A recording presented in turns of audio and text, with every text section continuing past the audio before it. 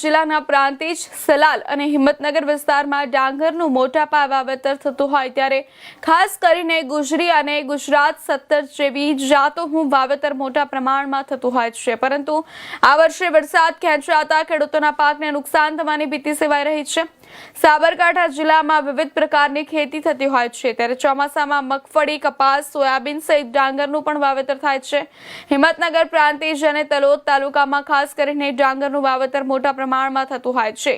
આ વિસ્તારની ડાંગરની જાત સલાલ, સોનાસણ, પ્રાંતિજની ડાંગર ગુજરાત 17 જાણીતી છે। આ ઉપરાંત ગુજરી ડાંગર પણ અહીં મોટા પ્રમાણમાં વાવેતર થતી હોય છે, પરંતુ આ વર્ષે ખેતીમાં નુકસાન થવાની ભીતિ ખેડૂતોને જોવા મળી રહી છે, કારણ કે ડાંગર પાક કે જેમાં સૌથી વધુ પાણીની જરૂરિયાત હોય છે, પરંતુ હાલ વરસાદની ઉણપને લઈને પાક સાથે ખેડૂતો પણ મૂંઝાયા છે। આમ તો ડાંગર પાછળ એક વીઘામાં 15,000થી વધુ ખર્ચ થાય છે, પરંતુ વરસાદની અછતે ખેડૂતોને આ કરેલ ખર્ચ પણ નીકળે તેમ લાગતું નથી।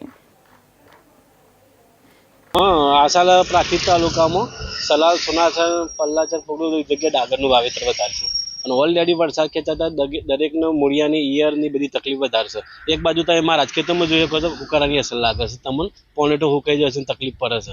એટલે આ સાલ વરસાદ ખેંચાતા ખેડૂતને ખરેખર જે વીઘાનો 15,000 રૂપિયા જે ખર્ચો છે ને એ પણ ખેડૂતને મળે એવો લાગતો નહીં। એટલે આ બહુ મોટી તકલીફ છે આ સાલ ખેડૂતો માટે।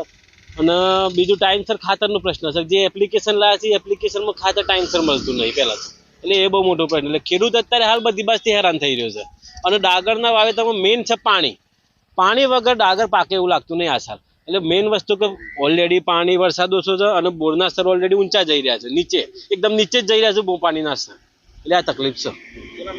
જતીનભાઈ,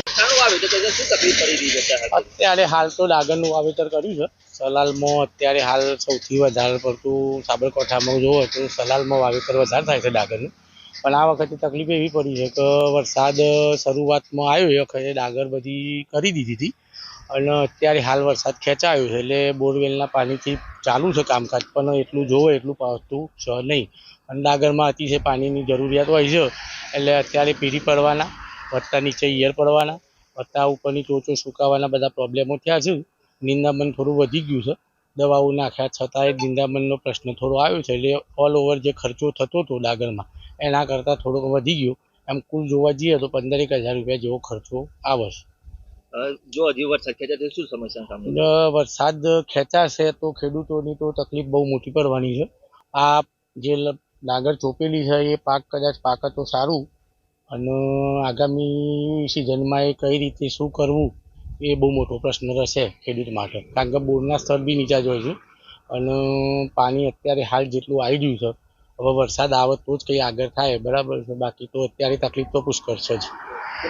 જીતેન્દ્રભાઈ, ગુજરાતની અંદર સલાલ, સોનાસણ, રસિલપુર સૌથી વધારે ડોગર પાકતી હોય તો આ વિસ્તારની અંદર પાકે છે। હવે શરૂઆતમાં જો વરસાદ સારો પડી ગયો એટલે લોકોને ડોગર સારી ચોપાઈ ગઈ, બધાને સારું વાવેતર થઈ ગયું, પણ છેલ્લા 1.5-2 મહિનાથી વરસાદનું કોઈ પડતું નથી, વરસાદ જોવો એવું પડતો નથી, તો વરસાદમાં